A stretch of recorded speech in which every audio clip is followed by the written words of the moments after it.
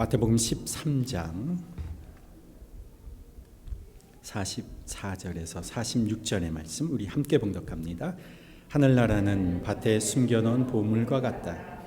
어떤 사람이 그것을 발견하면 제자리에 숨겨두고 기뻐하며 집에 돌아가서는 가진 것을 다 팔아서 그 밭을 산다. 또 하늘나라는 좋은 진주를 구하는 상인과 같다. 그가 값진 진주 하나를 발견하면 가서 가진 것을 다 팔아서 그것을 산다. 아멘.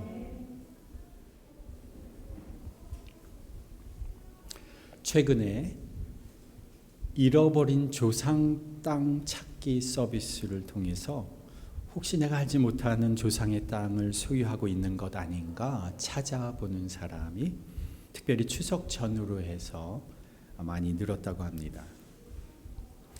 집값과 땅값이 계속 오르면서 부동산 열기가 식을 줄 모르면서 혹시나 하는 생각에서 많은 사람들이 조상 땅 찾기 서비스를 주회를 해보시는 것 같습니다. 조상의 갑작스런 사망이나 여러 가지 사정으로 인해서 유산 상속이 제대로 이루어지지 않아서 이 토지 소유가 불분명해진 토지를 전산 시스템을 통해서 활용해서 후손에게 땅을 찾아주는 서비스가 조상 땅 찾기 서비스입니다. 2019년 그리고 2020년 매년 이 서비스를 이용한 사람들의 숫자가 매년마다 50만 명이 넘습니다. 올해는 약 52만 명이 될 것 같다고 합니다. 그리고 이 서비스를 이용한 사람 중에 2019년, 2020년 이렇게 두 해 동안 매년 10만 명이 넘는 사람이 조상 땅을 찾았고 올해 조상 땅을 이미 찾은 사람이 현재까지 이미 11만 3천 명이나 된다고 합니다. 꽤 많은 사람들이 뜻하지 않게 잃어버린 조상의 땅을 찾았습니다. 표정이 오늘 가셔서 다 조회를 해보실 것 같습니다.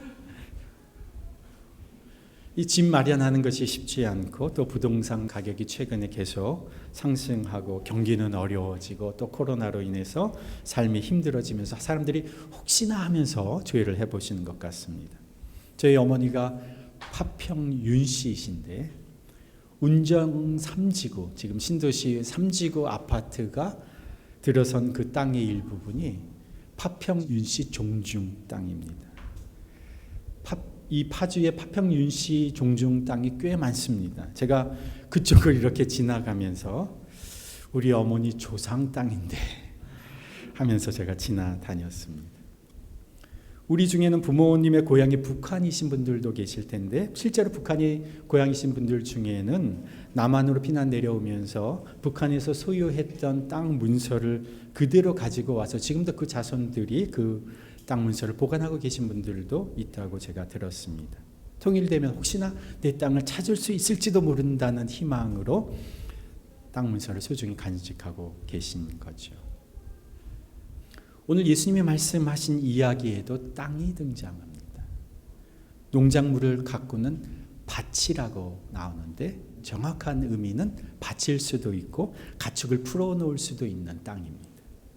그런데 그 땅에 보물이 있다는 것을 우연히 알게 됩니다. 그것을 발견했다는 것은 그 땅에 곡식이나 농작물을 심으려고 땅을 갈아엎거나 혹은 가축을 거기다 풀어놓았는데 가축들이 땅을 헤집다가 그 땅에 무엇인가 묻혀 있는 것을 발견하게 된 것 같습니다. 이 땅의 임자는 물론 따로 있습니다. 그리고 누가 그 땅에 보물을 숨겨 놓았는지도 모릅니다. 그러나 중요한 것은 그 땅에 묻혀 있던 보물을 이 사람이 발견했다는 거죠. 어쩌면 우리의 역사 중에도 근대사 중에도 전쟁 통해 갑자기 급하게 피난을 가게 되면서 가지고 있던 모든 것들을 다 들고 갈 수가 없으니까 들고 갈 수 없는 것 중에 정말 중요한 것은 무게가 나가고 큰 것들은 대청마루 밑에 혹은 장독대 뒷마당에 이렇게 묻어두고 피난을 가야 했던 것일 수도 있고 은행이 없던 시절에 어디 숨길 데가 없으니까 땅에 큰 독을 묻어두고 큰 귀금속이나 소중한 것들을 몰래 묻어두었다가 갑자기 주인이 비명 행사해서 그 존재 자체를 아무도 모르는 그런 보물일 수도 있습니다. 그런데 이 사람이 이 땅에서 보물을 발견한 겁니다. 그러니까 이 사람이 어떻게 합니까? 제일 먼저 한 행동은 그 자리에 그대로 숨겨 덮어두는 겁니다. 왜 숨겨둘까요? 이것을 누군가에게 빼앗길까 봐. 그 보물을 내 것으로 차지하지 못하게 될 수도 있으니까 아무도 모르게 다시 숨겨둔 겁니다. 혹시라도 내가 돌아가는 사이에 다른 사람이 그것을 차지할까 봐 일단 숨겨두는 거죠. 숨겨둔다는 것은 이 사람이 그것은 자신이 절대로 이것은 뺏길 수 없는, 놓쳐서는 안 되는 것이라고 생각하는 겁니다. 이건 두 번 다시 오지 않는 기회라고 생각하는 거죠. 그러면서 기뻐하면서 집으로 돌아갑니다. 여기서부터 이 사람의 일상이 달라지는 것입니다. 보물을 발견하고부터서는 이 사람의 행동이 달라지는 겁니다. 아내가 바가지를 긁으면 버럭 화를 내던 남편이 인상도 쓰지 않고 싱글벙글입니다. 이전엔 찾아볼 수 없었던 기쁨이 그 얼굴에 만연합니다. 그럴 때 아내들이 물어보는 질문이 있죠. 혹시 당신 나 몰래 당첨된 복권이 있어? 이렇게 물어보죠. 이유가 없는데 그 얼굴에 만연의 미소가 가득한 겁니다. 그리고 이 사람이 하는 일은 이제 자신이 가지고 있는 돈, 없는 돈 다 긁어 모으는 겁니다. 그리고 모자라는 부분은 자신이 가지고 있는 것을 다 팔아서 돈을 더 마련해서 그 밭을 살 수 있는 돈을 준비하는 겁니다. 잘 아시는 대로 이것은 예수님이 하나님의 나라에 대해서 설명해 주시는 이야기입니다. 제가 아침 기도회 때 마태복음의 말씀을 나누는데 그때 설명을 드렸습니다. 하나님의 나라를 마태복음에서는 이 하나님이라고 하는 이 거룩한 호칭을 유대인은 쓸 수 없다고 생각을 했기 때문에 마태복음이 유대인을 독자로 한 복음서다 보니까 하나님이라고 하는 이 단어를 하늘이라고 하는 단어로 바꾼 겁니다. 그래서 하늘나라 이렇게 표현되어 있습니다. 오늘 본문에는. 근데 하나님의 나라가 이와 같다. 하나님의 나라는 밭에 숨겨놓은 보물과 같다. 여기에서 우리가 알게 되는 것은 소중한 것은 보이지 않는다는 겁니다. 하나님이 우리를 예비하신 것은 눈에 보이지 않는다는 것이죠. 정말 중요한 것은 눈에 보이지 않습니다. 눈에 보이지 않는 것을 볼 줄 아는 것이 신앙이요. 이렇게 보이지 않는 것을 볼 수 있는 눈이 믿음의 눈인 겁니다. 그래서 고린도후서 4장 18절이 이렇게 말합니다. 우리는 보이는 것을 바라보는 것이 아니라 보이지 않는 것을 바라본다. 그런데 이렇게 말합니다. 보이는 것은 잠깐이지만 보이지 않는 것은 영원하기 때문입니다. 고린도후서 5장 7절에도 이렇게 말합니다. 우리는 믿음으로 살아가지 보는 것으로 살아가지 아니합니다. 정말 중요한 것은 보이지 않기 때문에 그렇습니다. 부모가 우리에게 준 선물은 눈에 보이지만 부모의 사랑은 눈에 보이지 않습니다. 사람의 눈가에 주름살은 눈에 보이지만 그 사람의 흰 머리카락은 눈에 보이지만 그 사람이 살아온 인생의 수고와 헌신은 눈에 보이지 않습니다. 자식들은 눈에 보이고 재산은 눈에 보이지만 그 가운데 부어주신 하나님의 은혜와 복은 눈에 보이지 않습니다. 나무 십자가는 우리 눈에 보이지만 그 위에서 찢겨지신 그 예수님의 고귀한 사랑은 우리 눈에는 보이지 않는 겁니다. 빈 무덤은 눈에 보이지만 다시 살아나신 예수 그리스도의 그 부활의 능력은 눈에 보이지 않습니다. 정말 중요한 것은 눈에 보이지 않는다는 겁니다. 이 나라, 이 땅의 건물, 세상의 건물은 눈에 보이지만 하나님 나라는 눈에 보이지 않습니다. 보이지 않는다고 없다고 말하겠습니까? 보이지 않는다고 중요하지 않다고 말하겠습니까? 현실은 눈에 보이지만 하나님의 약속, 하나님의 나라는 눈에 보이지 않는다는 겁니다. 더욱이 정말 중요하기 때문에 그 중요한 것은 숨겨져 있다는 거죠. 여기서 우리는 우리 자신에게 한번 물어봐야 됩니다. 나는 보이지 않는 것을 소중히 여길 줄 아는 사람인가? 나는 남들이 보지 못하는 그것을 볼 수 있는가? 지금 이 본문에 주인이 숨겨놓은, 하나님이 숨겨놓으신 이 보물, 이 하나님의 나라는 어떤 곳인가? 제가 하나님의 나라는 하늘나라라고 표현을 지금 마태복음에서 표현된다고 말씀드렸습니다. 다 같은 말입니다. 하늘나라, 천국, 하나님 나라 다 같은 말입니다. 이 하늘나라, 천국은 예수님 믿고 살다가 죽어서 가는 곳입니까? 많은 사람들이 이렇게 생각합니다. 그래, 예수님 믿으면 가는 곳이지. 그러니까 그곳은 죽으면 우리가 가게 되는 곳이지. 맞습니다. 그곳은 우리가 죽어서 가는 곳입니다. 하나님이 계신 곳입니다. 우리가 영원히 그곳에서 살게 되는 곳입니다. 인생에 우리의 시름과 아픔을 가지고 살아가지만 그곳에선 그 아픔과 시름이 다 사라져버리고 하나님과 함께 우리의 지금의 상상력으로는, 우리의 지금의 이해력으로는 생각할 수조차 없는 그런 아름다움과 기쁨과 행복을 누리면서 살게 될 곳입니다. 지금까지와는 차원이 다른 인생을 그곳에서 경험하며 살게 될 것입니다. 예수님과 함께 영원히 교제하며 사랑하며 살게 될 곳입니다. 그러나 여기서 우리가 잊지 말아야 하는 것은 하나님 나라는 죽어서 시작되는 것이 아니라 하나님 나라는 이미 이 땅에서 시작된다는 점입니다. 왜 그렇습니까? 예수님이 이렇게 말씀하시죠. 하늘나라는 밭에 숨겨놓은 보물과 같다. 어떤 사람이 그것을 발견하면 제자리에 숨겨두고 기뻐하며 집에 돌아가서는 가진 것을 다 팔아서 그 밭을 산다. 이 하나님의 나라는 나중에 갖게 될 보물이 아니라 하나님의 나라는 발견하는 사람이 발견하게 되면 그때부터 소유하게 되는 겁니다. 그 밭을 사면서 그 보물을 이제 내 것으로 소유하게 되는 겁니다. 이 부분에서 아이들이 꼭 하는 질문이 있습니다. 아마 이 아이들의 심정으로 똑같이 생각하시는 분들이 계실 겁니다. 보물을 찾았으면 주인에게 돌려주어야 이게 양심 있는 거지. 그 밭을 몰래 사겠다고 난리야? 보물을 찾았으면 경찰서에 신고를 해서 해야지. 자기 것으로 삼겠다고 하는 거, 이거 비도덕적인 것이 아닌가? 아이들도 그렇게 묻지만 어른들도 그렇게 생각하시는 분들 계시죠? 아이들에게 이렇게 말해줍니다. 이 보물을 발견한 아이가 그 보물 주인을 수소문해서, 제가 아이들에게 하는 얘기입니다. 이 보물을 발견한 아이가 보물 주인을 수소문해서 찾아갔습니다. 그래서 그 보물의 주인한테 말했습니다. 잊어버리신 보물을 제가 발견했습니다. 찾았습니다. 그랬더니 이 아이에게 그 주인이, 보물의 주인이 이렇게 얘기하는 겁니다. 발견하는 사람에게 주려고 일부러 내가 숨겨놓은 거야. 네가 찾았지? 이제부터 네 거다. 그 보물은 발견한 사람이 미래에 갖게 될 것이 아니라 발견한 사람이 여기서 갖게 되는 겁니다. 하나님 나라는 나중에 죽어서 먼 미래에 누리고 갖게 되는 것이 아니라 발견한 사람이 바로 여기에서 누리고 갖게 되는 겁니다.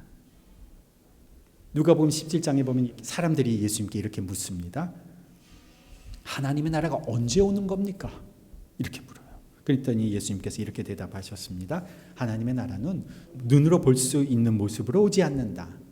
또 여기에 있다 저기에 있다 하고 말할 수도 없다. 그러면서 이렇게 말씀하세요.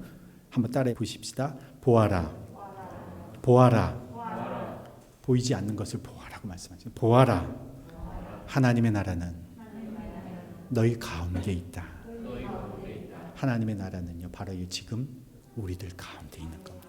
마태복음 12장 28절에도 내가 하나님의 영을 힘입어서 귀신을 쫓아내는 것이면 하나님의 나라는 너희에게 왔다.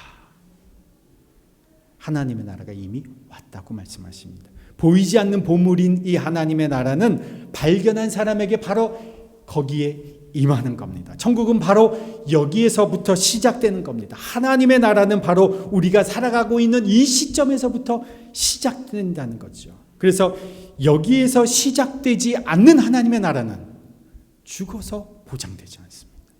한번 따라해 보실까요? 여기에서 시작되지 않는 하나님 나라는, 다시 한번요.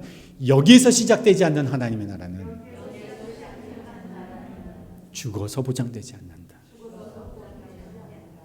예수님이요, 중요한 말을 할 때마다 강조하실 때 이렇게 말씀하시죠. 늘 내가 진실로 진실로 너희에게 이르노니.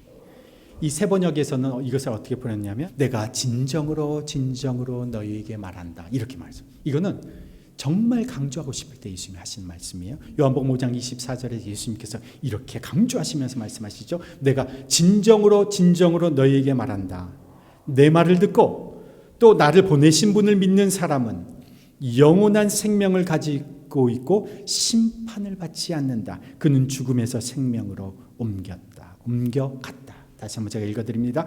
내 말을 듣고 또 나를 보내신 분을 믿는 사람은 영원한 생명을 가지고 있고 심판을 받지 않는다. 그는 죽음에서 생명으로 옮겨갔다. 한번 따라해 보실까요? 믿는 사람은 영원한 생명을 가지고 있다. 지금 이 본문의 말씀입니다. 믿는 자는 영원한 생명을 가지고 있고, 미래에 벌어질 일입니까?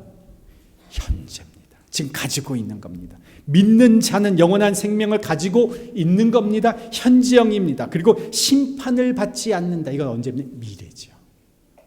그는 죽음에서 생명으로 옮겨졌다. 그는, 믿는 사람은 죽음에서 생명으로 옮겨졌다. 과거, 현재, 미래 뭡니까? 옮겨진 겁니다. 과거이면서 현재인 거죠.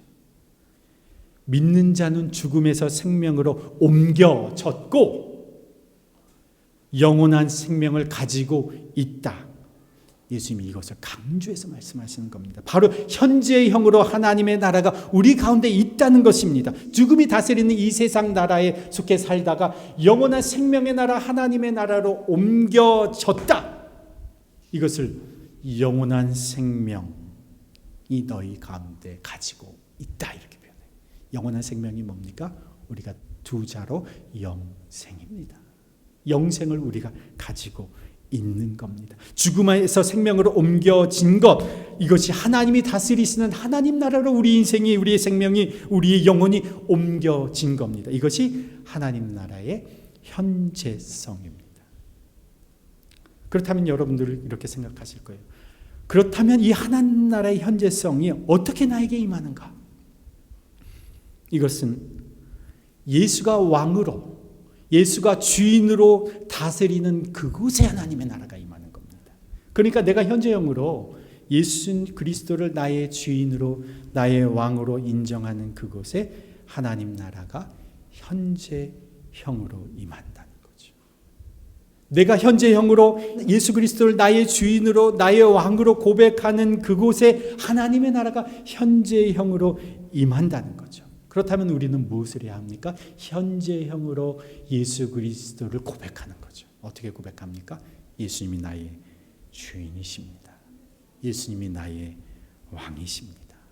한번 고백할까요? 예수는 나의 주인이십니다. 자, 이거를 현재형으로 고백해야 돼요. 저를 따라하는 고백으로 하지 마시고 여러분의 고백으로 현재형으로 한번 해보십시다. 예수는 나의 주인이십니다. 예수는 나의 왕이십니다. 다시 한번 예수가 나의 주인이십니다. 예수가 나의 왕이십니다. 우리의 인생은 예수가 주인이십니다. 하나님이 주인이십니다. 예수님이 자신의 생명을 치르셔서 우리의 인생을 핏값으로 사셨습니다. 이것을 고린도전서 7장 23절이 이렇게 말합니다. 여러분은 나를 포함한 우리는 하나님께서 값을 치르고 사신 사람입니다. 하나님이 값을 치르고 우리를 사셨다고 말합니다. 값을 치르고 사셨다. 여러분이 아르바이트를 하든 직장 생활을 하든 여러분이 사업을 하든 여러분이 어떤 조직이나 회사나 단체에서 속해서 월급을 받고 살아가는 분이라면 여러분은 정해진 업무 시간 동안 여러분의 시간은 여러분의 것이 아닙니다. 여러분의 시간, 그 시간과 그 시간 동안에 여러분의 몸값을 회사가 지불해서 그 시간을 산 겁니다. 그러니까 엄격한 회사에서는요, 개인적인 용도로 휴대폰 사용하지 못하게 합니다. 왜냐? 개인적인 사적인 용무는 업무 시간 하지 말라는 것이죠. 그 시간은 회사가 비용을 지불하고 산 거라는 겁니다. 여러분의 시간, 회사가 지불하고 사면 여러분의 그 시간을 무엇을 위해서? 회사를 위해서 쓰는 겁니다. 여러분의 인생을 값을 치르고 하나님이 사셨습니다. 얼마나 치르셨을까요? 말도 안 되는 어마어마한 몸값을 치르셨습니다. 하나님과 함께 온 인류를 창조하셨던 그 하나님의 아들 예수님의 생명을 우리의 몸값으로 하나님이 치르셨어요. 우리가 우리의 죄값을 치르고 당연히 죽어야 할 우리의 인생을 위해서 예수님께서 대신해서 예수님의 생명을, 우리의 생명을 살리는 몸값으로 치러주셨죠. 제가 이런 이야기를 가끔씩 자주 합니다마는 이 지구상에 나 혼자만 존재하고 있었어도 하나님은 나를 살리기 위해서 하나님의 아들 예수님의 생명을 그 십자가에 달리게 하셨을 것이다. 내 인생은 예수의 생명의 값을 치르고 하나님이 사신 인생입니다. 그러니까 나는 주님의 소유인 겁니다. 나는 주님의 것입니다. 나는 예수님의 것입니다. 이것을 인정하고 고백하는 것이 뭡니까? 이것이 믿음입니다. 예수님이 내 인생의 소유권이 있음을 인정하는 것, 예수님이 내 인생의 주인이심을 인정하고 고백하는 이것이 믿음이요 신앙입니다. 예수님의 나의 주인 되심, 왕 되심을 현재형으로 인정하고 고백하는 그곳에 말씀드린 대로 하나님의 나라가 현재형으로 임하는 거죠. 제가 여러분에게 묻겠습니다. 여러분 이렇게 대답하시면 됩니다.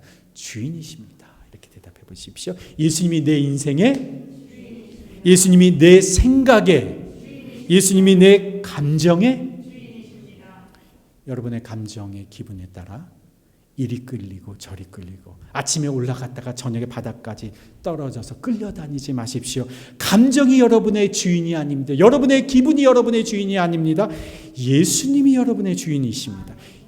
여러분이 여러분의 감정의 주인 되신 예수님의 컨트롤을 받는 겁니다. 그것을 우리가 믿음으로 고백하는 겁니다.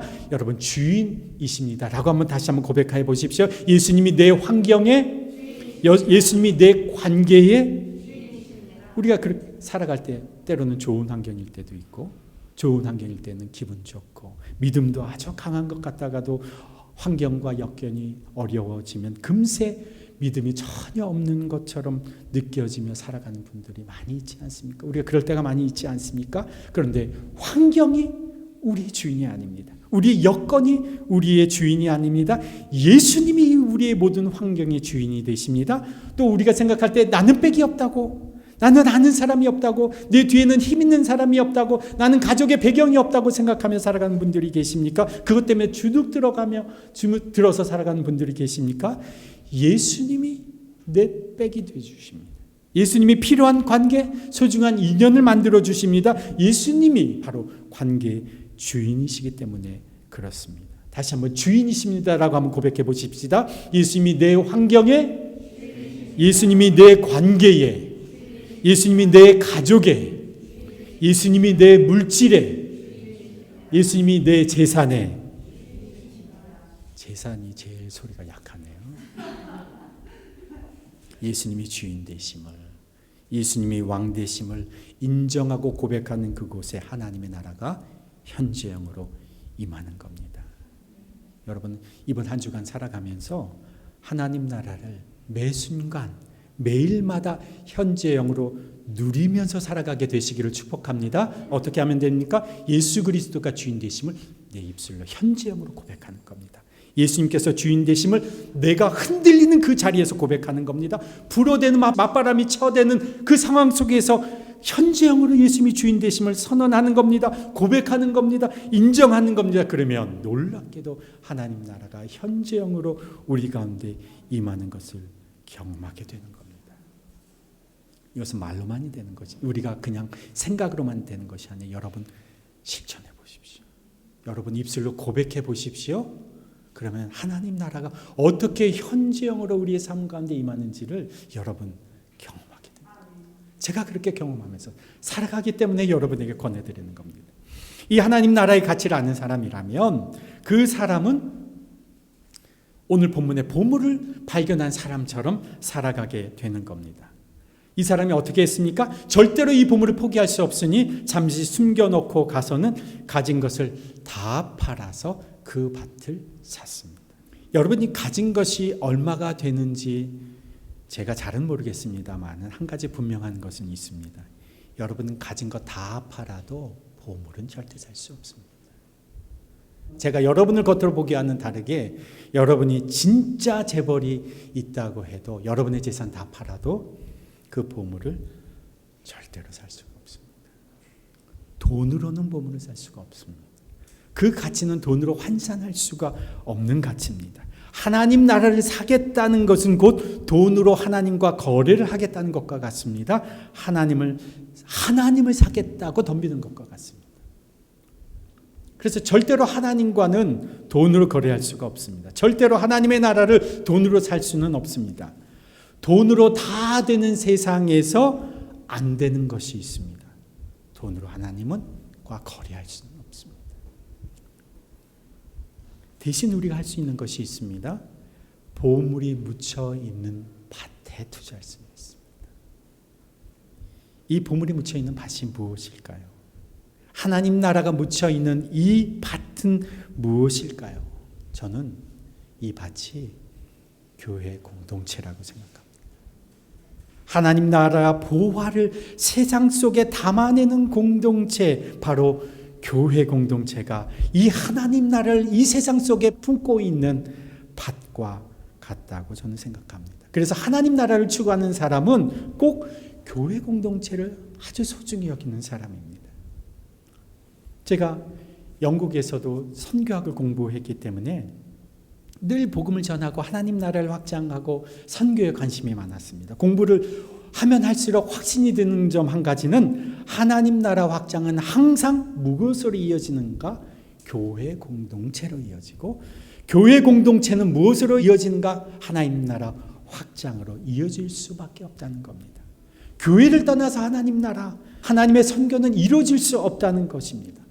처음이든 나중이든 선교는 꼭 교회 공동체와 연결되지 않고서는 있을 수가 없다는 겁니다. 그래서 교회 공동체를 통해서 하나님 나라가 확장되어져 가고, 하나님 나라가 확장되어져 가면 그곳에는 교회 공동체가 세워지는 겁니다. 그래서 보이지 않는 하나님 나라를 품는 밭이 바로 교회 공동체라는 것입니다. 그래서 교회 공동체를 위한 일은 곧 하나님 나라를 위한 일이 되는 겁니다. 오직 예수님만이 주인이 되시는 공동체, 이것이 바로 교회이지 않습니까? 이 교회는 바로 이 땅에서 보이지 않는 그 하나님의 나라, 보물인 그 하나님의 나라를 보여주는 토양이라는 것이지요. 그래서 하나님 나라를 돈으로는 살 수 없지만 그 하나님을 품고 살아가는 교회 공동체를 위해서는 우리의 물질, 우리의 재산, 우리의 재능을 얼마든지 사용할 수가 있는 겁니다. 그 대표적인 예가 무엇인가? 사도행전 2장 42절 이하에 보면 믿는 사람들이 다 함께 있어서 하나님 나라를 확장해 가고 있는 사도행전 그 2장의 한복판에서 어떤 일이 일어나는지 아십니까? 그들은 모든 물건을 서로 통용하고 또 재산과 소유를 팔아 각 사람의 필요를 따라 나눠주며 날마다 마음을 같이하여 성전에 모이기를 힘쓰고 집에서 떡을 떼며 기쁨과 순전한 마음으로 음식을 먹고 하나님을 찬미하며 또 온 백성에게 칭송을 받으니 주께서 구원받는 사람을 날마다 더하게 하시니라.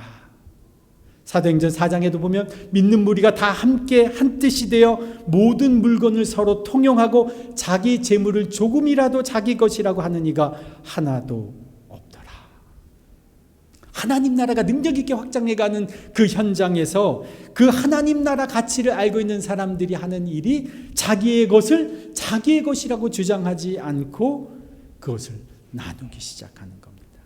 하나님 나라를 가치를 알기에 그 밭에 투자하는 겁니다. 그 밭을 사는 겁니다.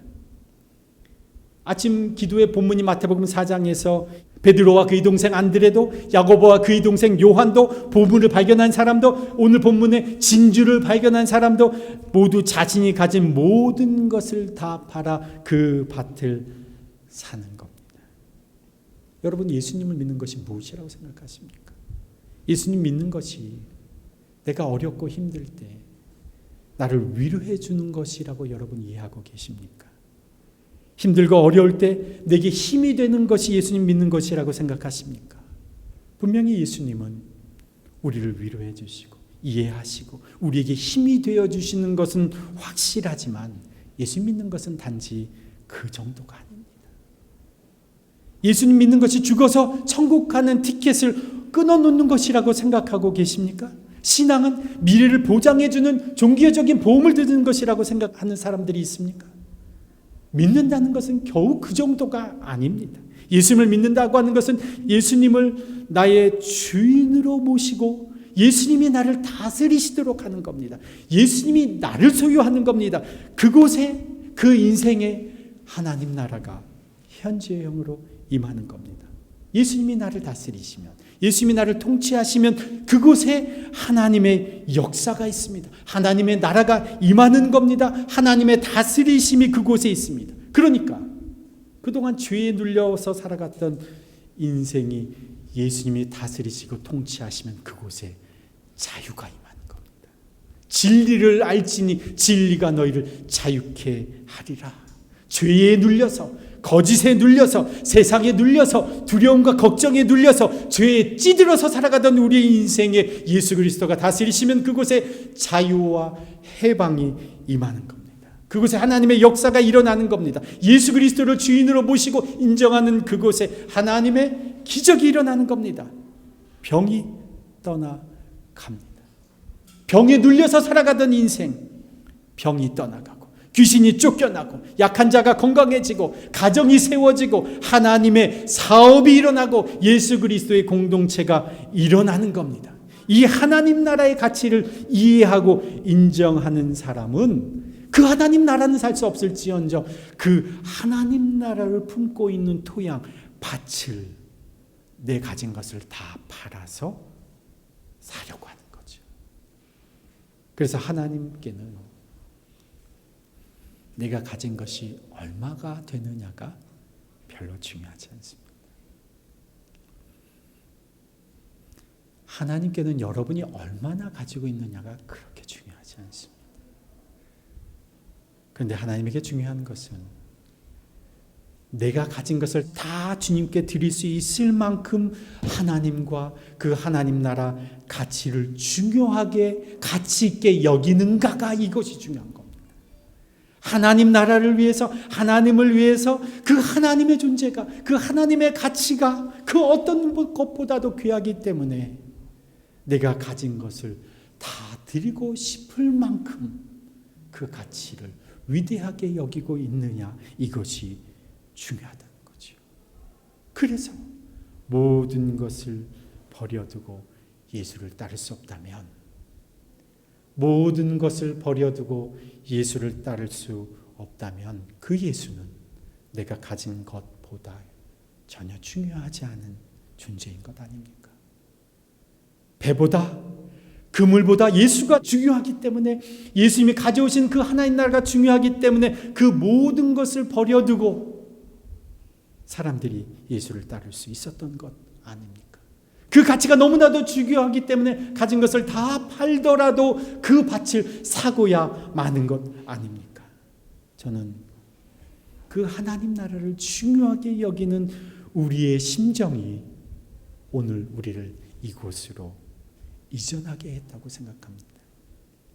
가진 것을 다 팔아서 그 밭을 사는 심정으로 이 어린 아이들에게, 그리고 이 지역 사회에 하나님 나라를 보여주고 이 어린 아이들에게 하나님 나라를 물려주는 것이 정말 중요하기 때문에 가진 것 없는 우리들이 우리의 것을 다 팔아 이 밭을 산 겁니다.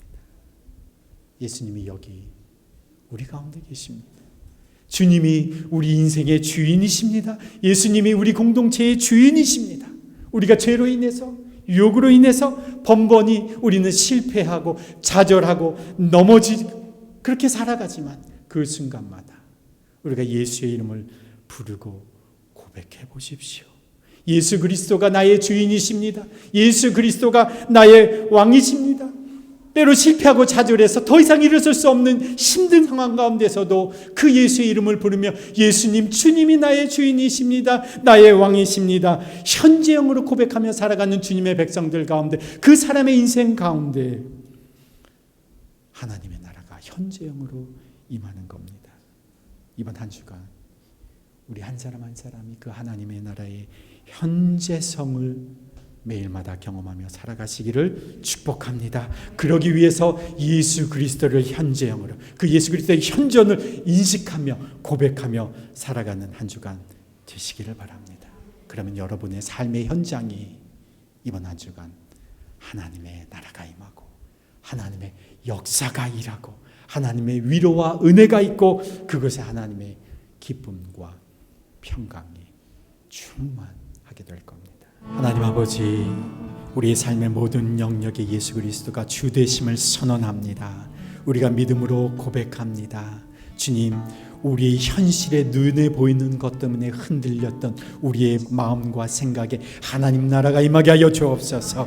눈에 보이는 것 때문에 흔들렸던 우리의 감정과 기분에 하나님 나라가 임하게 하여 주옵소서. 우리가 살아가고 있는 여러 가지 물질적인 환경 때문에, 재정 때문에 흔들렸던 우리의 삶 가운데 하나님 나라가 임하게 하여 주옵소서. 예수 그리스도께서 내 인생의 주인이시고 내 삶의 주인 되시고 내 환경의 주인 되시고 우리 가정의 주인 되시고 내 인생과 재정과 물질의 주인 되심을 선언하오니, 주님 고백하오니 주님 다스려 주셔서 우리의 인생이 주님의 것이고 하나님 나라가 우리 가운데 임하게 하여 주옵소서. 가정 가운데 임하게 하여 주옵소서. 관계 가운데 임하게 하여 주옵소서. 생각 가운데 임하게 하여 주옵소서. 우리의 감정 가운데 임하게 하여 주옵소서. 우리의 이성 가운데 임하게 하여 주시고 우리의 사업과 직장 가운데도 임하게 하여 주옵소서. 교회 가운데 하나님 나라가 굳건히 세워져서 세상 가운데 하나님 나라를 보여주는 하나님의 공동체가 되도록 인도하여 주옵소서.